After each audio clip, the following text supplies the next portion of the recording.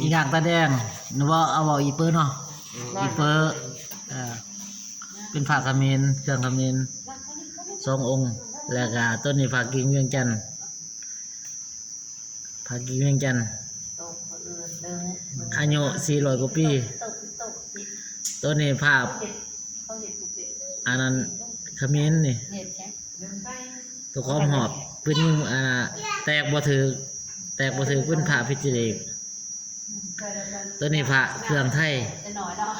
เป็นผ่าเครื่องตัวนี้ผ่าสะดมองค์นี้ผ่าสะดมนี่เป็นหลวงปู่เงินจุด4รุ่น4หลวงปู่เงินของไทยรุ่น4ตาพิมพ์จุด4เป็นเงินฉางจากเงินมีองค์ใดยิ่งบ่แตกมีพระอิงห่างพระแดงและมี4 องค์ยิ่งบ่แตกวะยิ่งบ่แตกตัวนี้แตกบ่ถือเป็นพระพิจิตร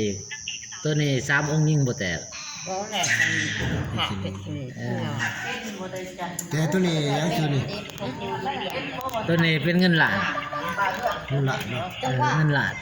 โอ้ตัวนี้ได้มาใหม่เนาะได้มาใหม่เป็นเงินหลาดตัวนี้เป็นเงินหลาดนี่แหละเงินหลาดปากปิงตัวนี้สร้างโดยคำเล่า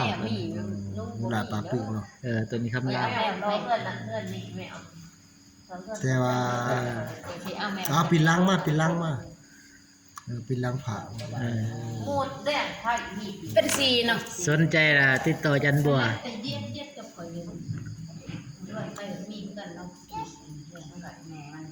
มันจะเห็นช่างแค่ไหนเลยนะเป็นอย่างประเด็นตาออก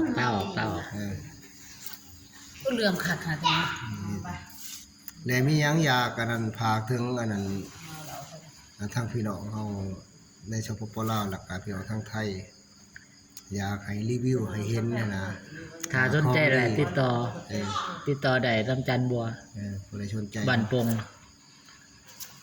สนใจองค์ใดติดต่อได้พากิ่งเป็นพากิ่งสร้างพศ19พาศักดิ์สิทธิ์นะพาศักดิ์สิทธิ์ของเวียงจันทร์สร้างด้วยพศ19เป็นพากิ่งเวียงจันทร์ตอนนี้เป็นผักขมิ้นเป็นผัดอีกอย่างปลาแดง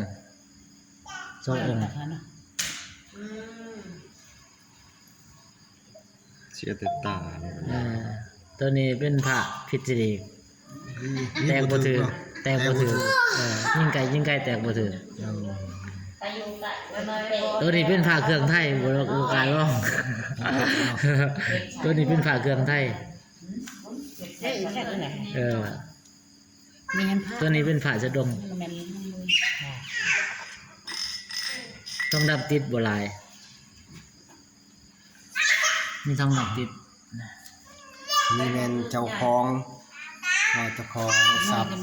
และคนที่มีเอาแล้วเจ้าบอกช่างหลอกไม่ลำเหมือนเป็นอะไรที่ว่ามีพระที่ชักชิด